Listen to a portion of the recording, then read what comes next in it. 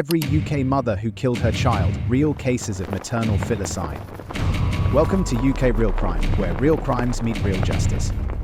Today we step into the darkest corners of motherhood, where love turned lethal. These are not distant monsters. They lived on quiet streets, raised children, and hid unthinkable secrets. Once you hear what they did, you'll question everything you thought you knew about family. Number 1. Veronique John. Veronique searched. Can a foreigner be charged with murder in the UK, just hours before she killed her children? Veronique John, a mother from Stoke-on-Trent, wasn't unknown to police, but what unfolded on June 11, 2023 would leave even seasoned investigators shaken. At 50 years old, Veronique John was a woman scarred by trauma. She had suffered domestic abuse, the loss of a stillborn baby, and the death of her mother. Diagnosed with complex PTSD and depressive disorders, she was known to mental health services. But no one foresaw the horrors to come. 2 days before the killings, Veronique assaulted her husband Nathan John with a wooden slat. He called the police. She was briefly arrested, cautioned, and released. The next morning, while her children were still asleep, she searched online for prison terms for murder and ways to overdose. By early afternoon, the unthinkable happened. Veronique killed 11-year-old Ethan and 7-year-old Elizabeth in their family home. Ethan suffered over 20 stab wounds, including a 17 cm slash to the neck. Elizabeth sustained sharp force injuries to her head and stomach, causing fatal brain damage. Then, still in her dressing gown, Veronique walked to the car wash where Nathan worked and stabbed him in the abdomen. She returned home and calmly called 999. "I just killed my 2 kids." When officers arrived, she reportedly said, "If you have a gun, shoot me. I'm not a monster. He was going to take them from me." She expressed a wish for the death penalty, something not available in the UK. The trial could not proceed in the usual way. Veronique was ruled unfit to plead. Instead, a trial of facts was held at Nottingham Crown Court. In July 2024, the jury concluded she had committed the acts. Judge Chowdhury issued an indefinite hospital order, citing the abominable savagery of her actions. She was transferred to Rampton High Security Hospital. The community's response was one of grief and disbelief. Nathan John, the children's father, said, "On June the 11th, my whole world was turned upside down. I lost the 2 most important and precious persons in my life." Ethan's school described him as a boy with impeccable manners and an infectious smile. Elizabeth was remembered as a ray of sunshine and everyone's friend. While Veronique claimed she acted out of love and fear of losing her children, the brutality of the killings told another story. Her case exposed significant failings in police procedures. An inquest later deemed Staffordshire Police's response to earlier domestic incidents as inadequate. So, what can be learned from this tragedy? First, domestic abuse calls should never be downplayed, even if the perpetrator is the mother. Early intervention saves lives. Second, mental health crises often escalate when untreated. Families must not be left to manage alone. Third, online behavior can provide crucial warning signs. Search histories, if monitored, could act as red flags. And perhaps the most haunting lesson, the people we trust most can sometimes do the unthinkable. Veronique John didn't look like a killer, but neither do many who commit the ultimate betrayal. Evil doesn't always wear a mask. Sometimes it looks just like someone you know. Number 2. Cara Alexander. Under a grey December sky in East London, a father knocked on the front door of his children's home, unaware that inside the quiet had already turned to tragedy. Nothing could have prepared him for what he was about to find. Cara Alexander, 47 years old, was known to those around her as a quiet, caring mother. She never shouted at her sons, never raised a hand, and was described as affectionate and nurturing. But over time, something inside her unraveled. In the weeks leading up to December 15, 2022, she had been heavily using high-strength cannabis, smoking it every night. The strain, known for inducing paranoia and hallucinations, triggered a deep psychotic state, one she had previously experienced in 2016. That Thursday evening, in her home on Cornwallis Road in Dagenham, Cara filled the bath. Her sons, Marley, aged 5, and Elijah, aged 2, were completely dependent on her. She drowned them both, one by one, deliberately holding them under the water for up to 2 minutes each. Afterwards, she dried their bodies, dressed them in clean pajamas, and laid them together on their bunk bed, tucked under matching duvets. She did not call emergency services. Instead, she ignored calls and messages from their father, Selwyn Thomas, who had been scheduled to collect the boys that weekend. Concerned and confused, Selvin came to the house the next morning. Kara told him the children were asleep upstairs and closed the door. When he forced it open, he found toys piled behind it, blocking his way. Then he saw what no parent should ever have to witness. Kara fled the house but was arrested an hour later. She told police she had left the boys in the bath while she smoked cannabis, but post-mortem examinations confirmed drowning or possibly suffocation as the cause of death. Her story did not hold. At Kingston Crown Court, Kara Alexander denied both counts of murder. The trial revealed she had been warned about the risks of cannabis-induced psychosis in the past, yet continued heavy use. 3 psychiatrists testified that her mental state was severely compromised. Still, the jury found her guilty. On April 11, 2023, she was sentenced to life in prison with a minimum term of 21 years and 252 days. Mr. Justice Bonatham described the killings as frenzied and heinous, calling her actions almost too horrific to comprehend. He emphasized the devastating abuse of trust, noting that Marley and Elijah were as vulnerable as any child can be. In court, Kara stood silent as the sentence was read. She showed little emotion. Her once affectionate image had dissolved entirely, replaced by the grim reality of what she had done. The community reeled. Selvin Thomas, who found the boys, was left completely devastated. Detective Chief Inspector Paul Waller described the discovery as the stuff of nightmares, adding, "No parent should have to go through such a horrific experience." The public reaction was subdued but disturbed. While there were no mass protests or viral campaigns, the case became a stark warning about the dangers of unchecked mental illness and drug use. During sentencing, the judge said, "If these events bring home that message to even a few people, some slight good may come from what is otherwise an unmitigated tragedy." This tragedy offers brutal but urgent lessons. First, chronic cannabis use, especially potent strains like skunk, can destabilize the mind in ways we often underestimate. Second, previous episodes of psychosis are not just history, they are red flags that demand close monitoring. Third, silence kills. Those aware of her condition failed to intervene, and 2 young lives were lost.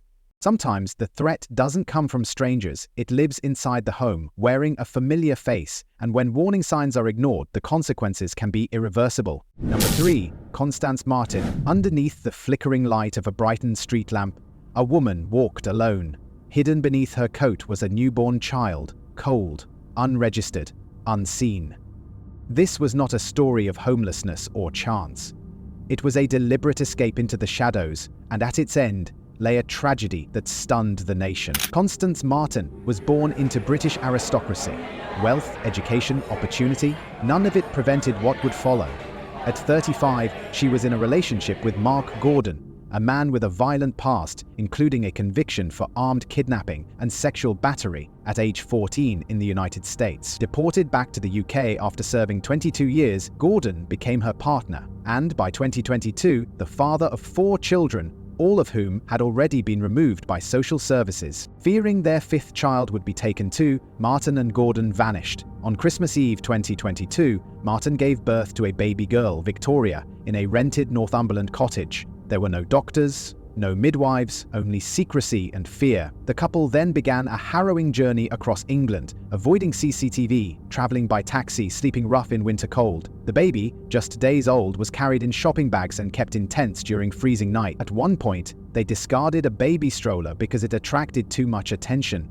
Instead, they wrapped their daughter in layers of clothing, but she was never properly protected. By January 9, 2023, baby Victoria was dead. Prosecutors would later say she likely died from hypothermia, possibly smothered while co-sleeping with her mother. Marten said she fell asleep holding her daughter and woke up to find her unresponsive. But instead of seeking help, the couple continued to hide her body. It would be nearly 2 months before Victoria was discovered, wrapped in a plastic bag and buried beneath rubbish in a shed near their arrest site. The nationwide manhunt that began when their burned-out car was found near Bolton finally ended on February 27, 2023, when the pair was spotted in Brighton. Police recovered the body days later. What followed was one of the most high-profile criminal trials in recent memory. Marten and Gordon were charged with manslaughter by gross negligence, child cruelty, and perverting the course of justice. At the Old Bailey, prosecutors described the couple's actions as reckless, selfish, and driven by a desire to evade the authorities at any cost. The jury in the first trial could not agree on the most serious charge, but after a retrial, they were both convicted in July 2025. Sentencing is set for September 15. Marten's behavior in court was erratic. She often refused to attend, complained loudly, and once accused the system of targeting her because of class bias. Yet, surveillance footage of her carrying the baby beneath her coat showed something else. A frail woman, her grief visible, but her choices irrevocable. Public reaction was intense. A candlelight vigil was held for baby A, and a makeshift memorial bloomed in the Brighton allotment where her body was found. Marten's father had released an audio appeal during the search, pleading for her return. Her mother wrote a letter, acknowledging that her daughter's desperation to keep her baby at all costs had ended in tragedy. This story, part aristocratic downfall, part domestic horror, sparked national outrage, especially over the failings of social services, the justice system, and parental oversight.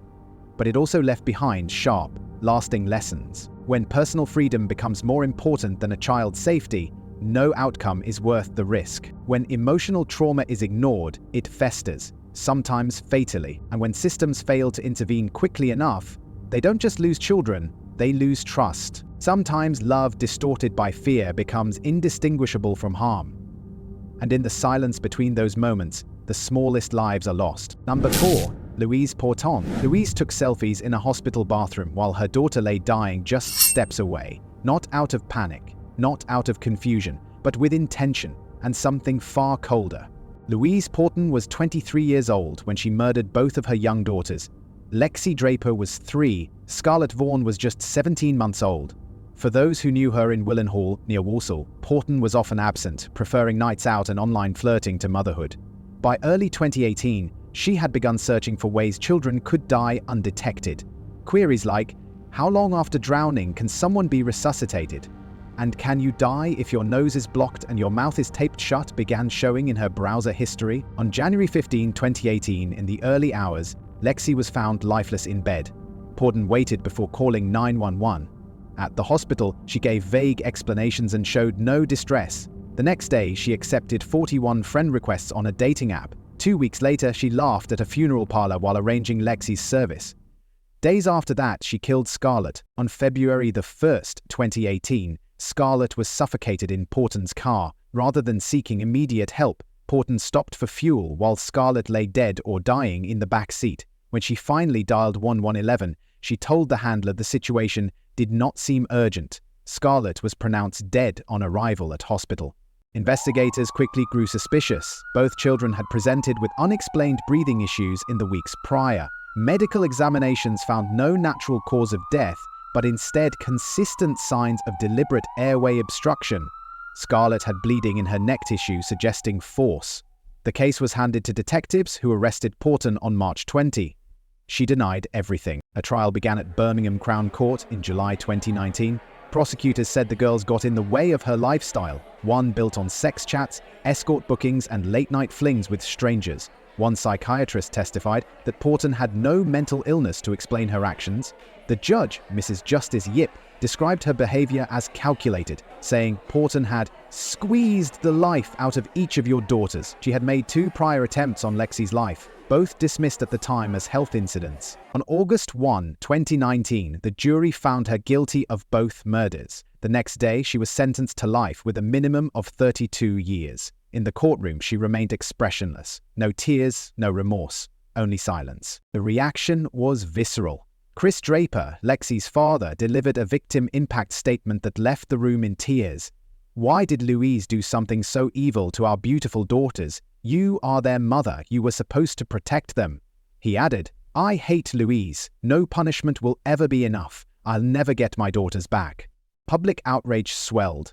While the case didn't spark protests, it became one of the most widely discussed infanticide cases in recent UK memory. Detective Pete Hill said, I'll never be able to understand why Louise Porton murdered her children.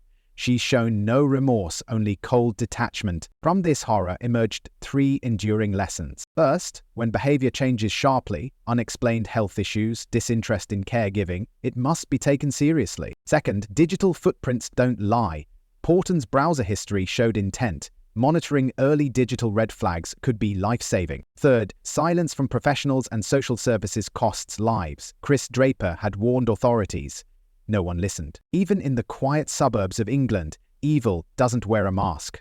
Sometimes it looks like a young mother with perfect photos.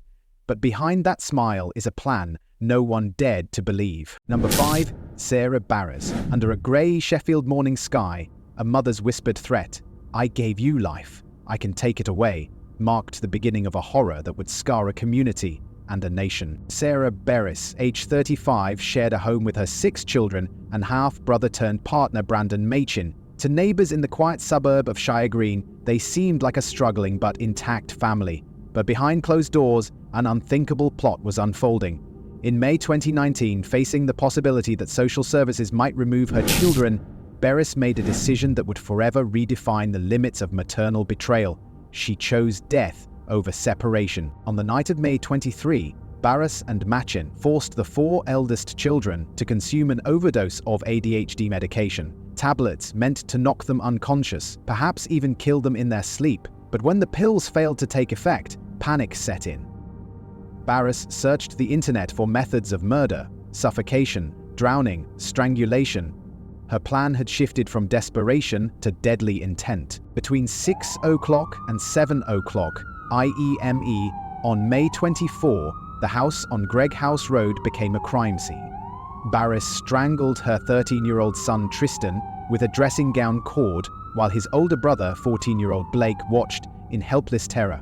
Moments later, Machin strangled Blake with his bare hands. To be certain of death, plastic bags were placed over both boys' heads. The murderers then attempted to drown another child in the bathtub, but the child survived. In the aftermath, Barrass called emergency services, spinning a web of lies, claiming the other children were with neighbours. But one surviving child, brave and silent, pointed to the truth. Police and forensic investigators quickly uncovered the full horror. Digital evidence painted a chilling picture. Barrass had made numerous online searches for ways to kill children. She had texted friends describing her intent to commit mass murder. In recorded messages, she asserted chilling control. "I gave you life, I can take it away." The premeditation was undeniable. At Sheffield Crown Court, both Barrass and Machin pleaded guilty to 2 counts of murder, 5 counts of attempted murder, and conspiracy to murder all 6 children. The court heard that Barrass had suffered severe trauma in her own childhood, raised in care and deeply mistrustful of authorities. But Judge Jeremy Richardson QC dismissed any suggestion of justification, stating, "No words can truly capture the magnitude of what you have done. These were your children, your responsibility." On November 12, 2019, the court handed down its sentence. Both Barrass and Machin received life imprisonment with a minimum term of 35 years. For the surviving children, the sentence was a life of recovery from unimaginable betrayal. Barrass sat motionless as the verdict was delivered, expressionless, as if resigned to the fate she had chosen for herself. No apology, no visible grief. The shock that rippled through Sheffield was deep and visceral. A funeral procession, escorted by 300 motorcyclists and 2 Lamborghinis, honored Tristan and Blake, a surreal tribute to 2 young lives lost too soon. Social workers reported that one surviving child could no longer take baths, traumatized by the attempted drowning. The remaining children carried visible and invisible scars, with one reportedly fearing they too might become murderers. From this devastation, a series of bitter truths emerged. Unchecked trauma and untreated mental illness can become a breeding ground for catastrophe. When a parent's digital footprint hints at violence, those signs demand immediate intervention, and when warnings from professionals or loved ones are ignored, children are left exposed to danger that hides in plain sight. The horror that unfolded behind that door in Sheffield was not a momentary lapse. It was the climax of years of unspoken suffering and unchecked instability. Evil does not always arrive cloaked in darkness. Sometimes it wears the face of a parent. The greatest betrayals are often silent, the most dangerous intentions born not of rage but of twisted protection. And when love turns into control, the cost can be irreversible. Number 6. Savannah Brockhill. A single, haunting sentence whispered beneath a grey Sheffield dawn, "I gave you life, I can take it away," became the final lullaby for 2 boys and the start of a nightmare that shattered 6 lives. Vera Barrass, then 35, shared a modest home in Shire Green with her 6 children and her partner, Brandon Machin, also her half-brother. To neighbours, it seemed like a troubled but intact family. But looming threats of social services intervention cracked open a darker intention. Barrass, fearing the removal of her children, devised a lethal plan. The evening of May 23, 2019, the couple forced their 4 eldest children to swallow ADHD tablets, expecting the pills would end their lives in their sleep. When the children survived the night, Barrass escalated her actions. She researched methods of murder online, searching for suffocation, drowning, and strangulation in a calculated pivot from desperation to deadly resolve. Between 6 o'clock and 7 o'clock a.m. the next morning, the plot reached its tragic crescendo. Bayers strangled her 13-year-old son Tristan with a dressing gown cord, as his older brother Blake, aged 14, watched in terror. Minutes later, Marten choked Blake to death with his bare hands. They then suffocated the boys by placing plastic bags over their heads. Attempting to extend the horror, they tried to drown another child in the bath, who survived. Afterwards, Barrass rang 999, fabricating a story that the other children were with neighbours, but one surviving child silently signalled the chilling truth. Inside the house, evidence mounted. Investigators unearthed time-stamped searches for how to suffocate a child, and messages where Barrass confessed she'd considered mass murder. The disturbing truth lay in her whispered threats. "I gave you life. I can take it away." Sheffield Crown Court later that year, both Barrass and Machin pleaded guilty to 2 counts of murder, 5 counts of attempted murder, and conspiracy to murder all 6 children. The prosecution painted a harrowing portrait of Barrass's traumatic past: abandonment, neglect, and institutional care, suggesting she weaponized her pain in a twisted desire for control. But Judge Jeremy Richardson QC rejected any mitigation, bluntly stating, "No words can reflect the enormity of what you have done. You betrayed your children." On November 12, 2019, the judge sentenced them both to life imprisonment, with a minimum term of 35 years. They also received additional concurrent sentences for conspiracy and attempted murder. Barrass, expressionless, showed no remorse as the verdict was read, an emotionless facade that reflected the cold execution of her crime. The community's grief turned public. A memorable funeral procession with 300 motorcyclists and 2 Lamborghinis escorted the boys to their final resting place. The surviving children revealed deep trauma. "They don't like baths anymore," social workers reported, a lingering reminder of the attempted drowning, and the remaining siblings lived in fear that they, too, could fall victim to their mother's dark intentions. From this unimaginable horror, 3 stark lessons emerge. Untreated trauma and unchecked emotional instability can spiral into tragedy. Digital footprints reveal dark intentions. Every troubling search must be taken seriously. When individuals voice worry and authorities or loved ones hesitate, children remain unprotected. This wasn't a momentary collapse. It was a calculated betrayal. In homes where love should shelter, horror took root. And in that silence, we heard the warning: the greatest threat can come from those meant to protect us. This tragedy reshaped a community. It reminds us that desperation is not always despair. It can be the calm before the storm. Number 7. Rekha Kumari-Baker. Beneath the silent hush of a Surrey twilight, a mother drove away under the weight of unimaginable betrayal, leaving behind a crime so calculated it would shock the nation. Fiona Donnison, a 43-year-old mother, ended her 8-year relationship with Paul in mid-January 2010, her behavior increasingly controlling and volatile. Just days later, she smothered her 2 youngest children, Harry, aged 3, and Elise, aged 2, as they slept under bedding in her rented home in Lightwater, in an act described by prosecutors as a sudden and brutal act of revenge. She placed their bodies in sports holdalls and concealed them in the boot of her car before embarking on a 90-mile drive. On arriving in East Sussex, she entered a police station, bloodied and distressed, declaring, "I've killed my children," surrendering herself in a moment that confirmed the worst. Authorities uncovered that Fiona had intended to frame Paul for the murders. She had armed herself with kitchen knives and purchased sleeping tablets on that fateful drive, evidence of premeditation. During her arrest, officers overheard disturbing murmurs: "Peekaboo, I'm going to kill you," words that reflected a fractured mind. Her defense team claimed depression and diminished responsibility, with Fiona swallowing a blade and exhibiting memory lapses. One psychologist supported the mental health defense, but prosecuting experts dismissed this, describing her as 100% likely feigning symptoms. Fiona was labeled a narcissist with an overdeveloped sense of self-importance, manipulative and calculating. At Lewis Crown Court, jurors heard how emotion turned lethal. On August 9, 2011, they returned unanimous guilty verdicts for 2 counts of murder. Mr. Justice Nicol condemned the killings as deliberate and wicked, noting that only her ex-partner's new relationship and her own redundancy had seemingly driven her to use her children as pawns in a revenge plot. Fiona remained distant, opting not to be present when her sentence, life imprisonment with a minimum of 32 years, was pronounced. The public reaction was visceral. At the funeral, a community gathered in mourning. Motorcyclists and luxury cars rode in solemn procession. Paul, unable to attend the sentencing, spoke publicly of his unbearable grief and the calculated viciousness of Fiona's actions. He accused the justice system of bias and called for the death penalty in child murder cases, sentiments echoed by many in a shocked public. From this tragedy emerged 3 urgent warnings. Familiar threats can be the most dangerous. Never ignore domestic volatility masked in normality.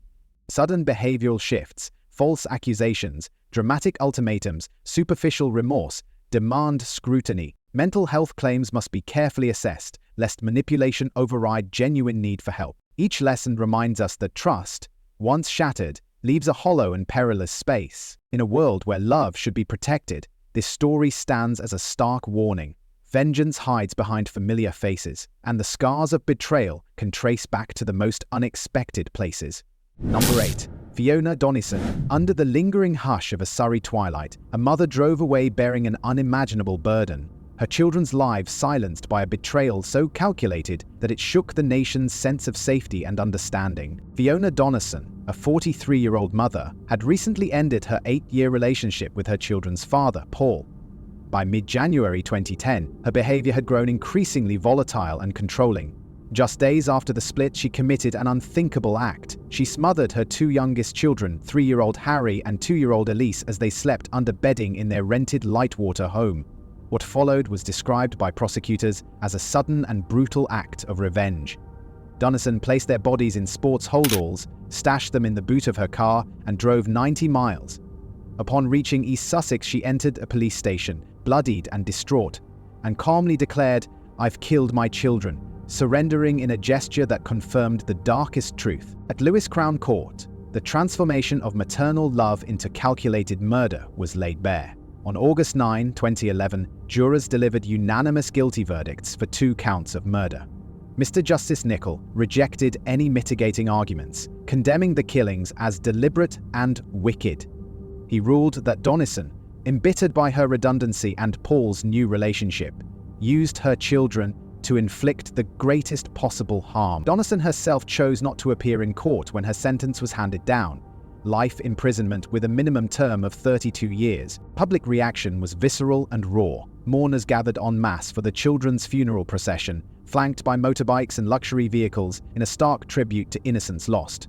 Paul, unable to attend sentencing, expressed his unbearable grief and decried Fiona's calculated viciousness. He publicly accused the justice system of bias and called for the death penalty in cases like his own, an impulse echoed in the wider public, shocked by the sheer cruelty. From this tragedy emerged 3 urgent warnings. First, familiar threats often hide behind comforting walls. Domestic volatility can be deadlier than outward chaos. Second, sudden shifts, false allegations, dramatic ultimatums, or empty remorse are not excuses, they are red flags that demand response. Third, mental health defenses must be rigorously evaluated to protect genuine need while preventing deception from escaping justice. These lessons remind us, trust, once shattered, leaves a hollow, dangerous space behind. In a world where love is meant to shield, Fiona Donnison's story stands as a devastating warning.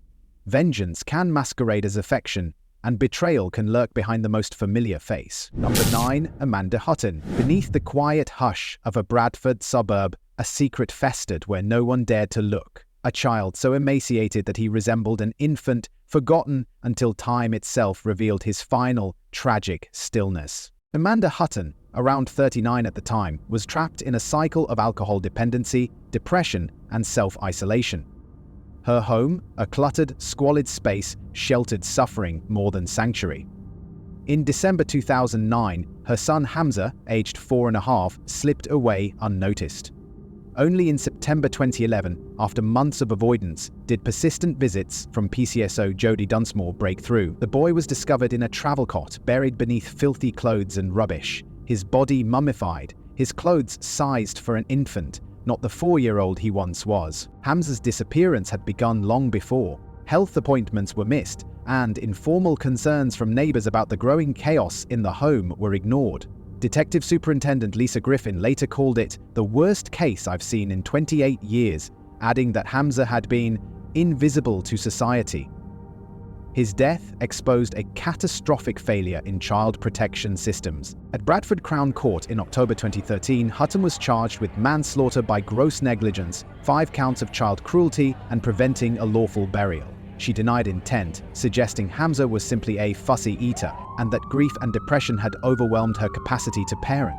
But the evidence painted a vivid picture. A child starved, crawling with insects and left in decay, his mother prioritizing alcohol over his most basic needs. On October 4, the jury delivered a resolute verdict.